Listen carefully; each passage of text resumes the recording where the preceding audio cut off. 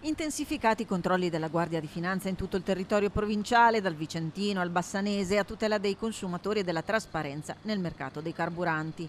Le fiamme gialle beriche hanno intensificato l'attività ispettiva lungo l'intera filiera distributiva dei prodotti energetici, concentrandosi sul controllo degli impianti di distribuzione nelle principali arterie stradali dell'intera provincia. Nello specifico sono stati condotti dall'inizio dell'anno circa 30 controlli, riscontrando nel 25% dei casi delle irregolarità.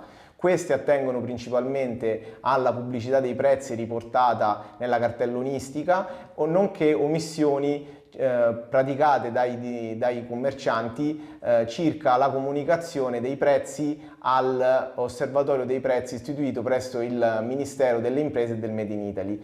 Le violazioni sono state da ultimo comunicate alla Prefettura di Vicenza, che è l'ente competente per l'irrogazione delle relative sanzioni.